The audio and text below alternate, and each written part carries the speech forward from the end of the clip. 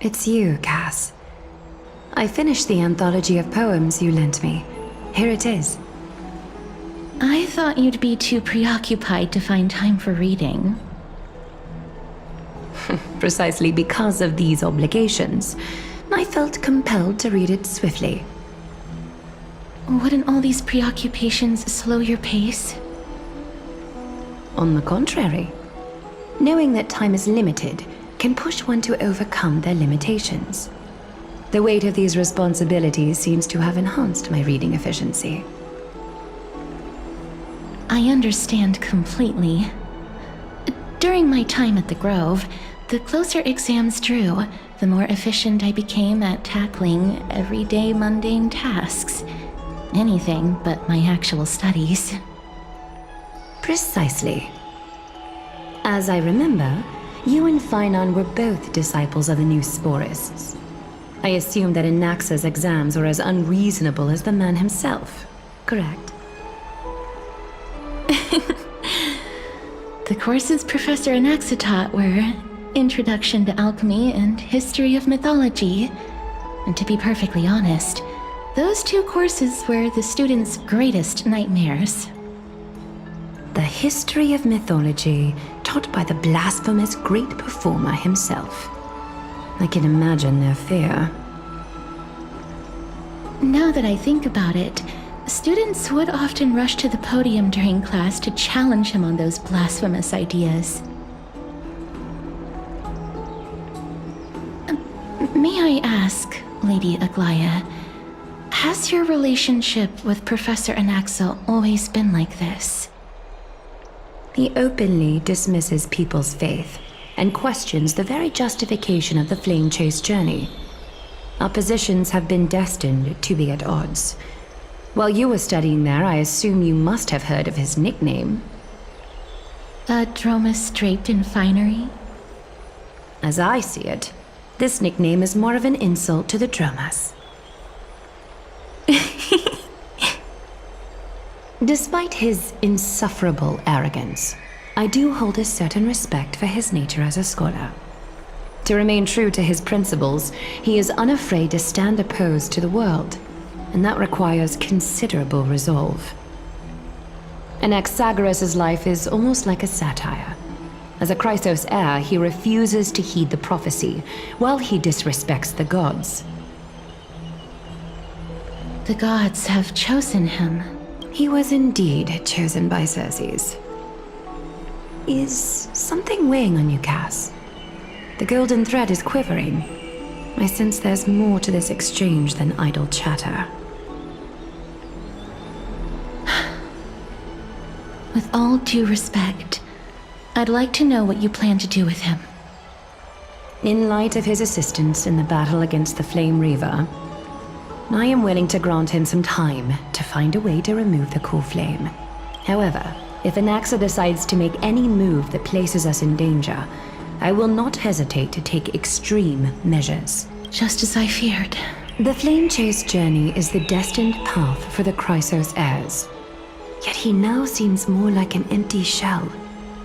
Given his strong sense of self-respect, I trust that Anaxagoras will make the right decision. Still, I can't help but hope for another possibility.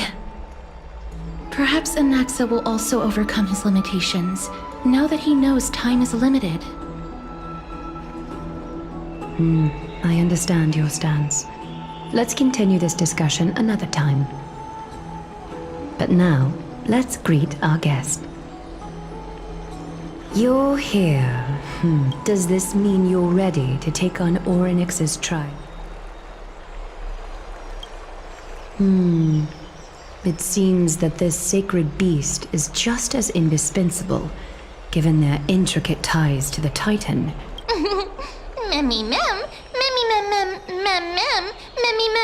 Surrendering the Coreflame is a Chrysos heir's duty. Your selfless assistance is deeply appreciated. However, I urge you to carefully consider the risks of accepting the trial. Becoming a demigod means forsaking your humanity.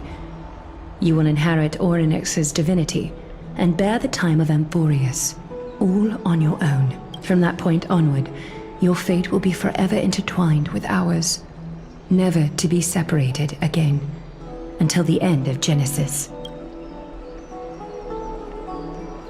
It's exceedingly rare to find a capable Chrysos heir. If this path proves unattainable, I am willing to lower my expectations. There are still many priests of Yanissopolis and their descendants in the city. If I'm left with no other option, I'll try to find someone worthy among them.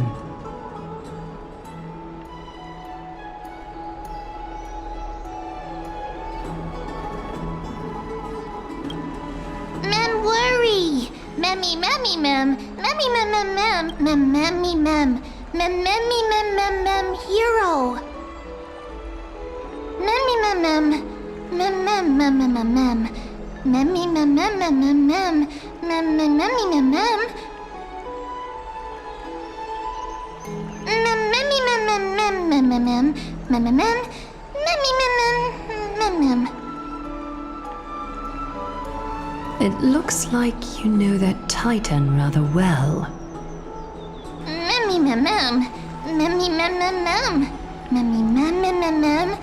Mem, memmy, mem, mem, mem, memmy, mem, mem, mem.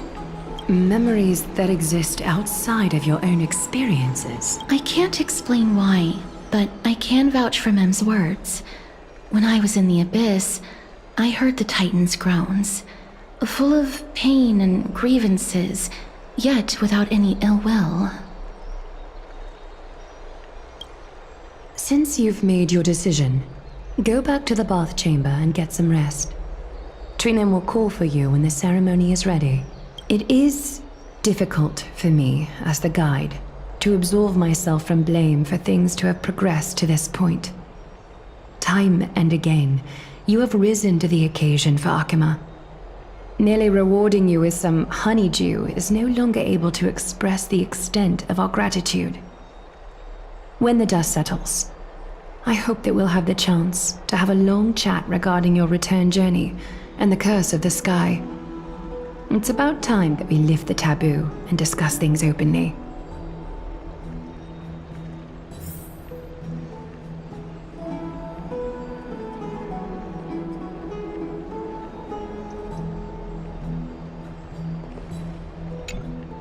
Miss, may everything go well for you and Mem.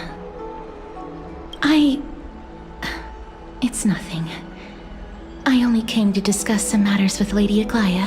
Previously, I lent her an anthology of poems that Lady Trian had gifted to me. Tracing back, this anthology was something left for Lady Trian by a bard before their passing. Although personal properties should be cleared out once their owner has passed on, Lady Trian gave this book to me since she knew how much I liked to read.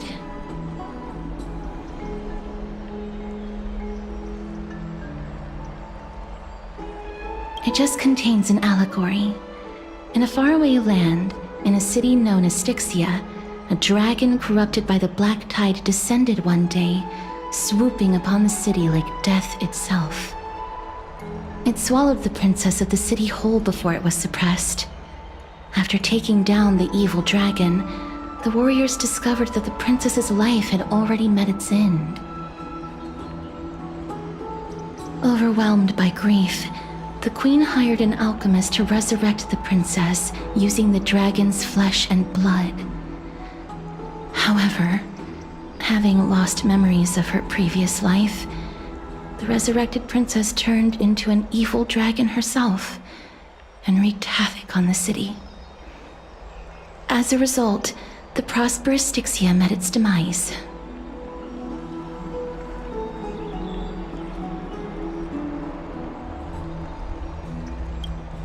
Mem, memmy, mem, mem, mem, mem, mem, mem, mem, mem, memmy, mem.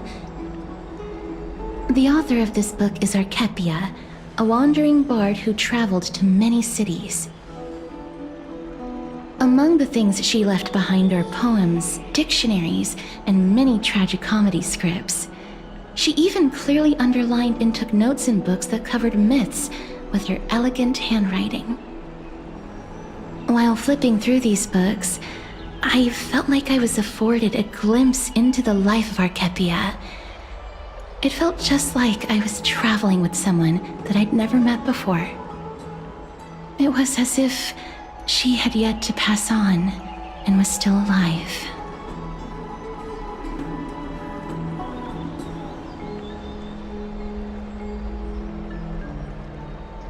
That's right. Writing, drawing, and taking photographs. It seems like human nature to try and leave records of things. Speaking of taking photographs, when I was helping you to take the photo previously, I did not look through the photos in your photo stone out of courtesy. But I'm also very curious about the story of the Rosy Celestial Maiden. Despite having visited many cities in Amphorius, I still understand nothing about the world beyond the sky. If there is an opportunity, forget it. Let's talk about this in the future. For now, I only hope that you'll be able to complete the trial safely and obtain Orynyx's blessing. May you complete the trial safely and obtain Orynyx's blessing.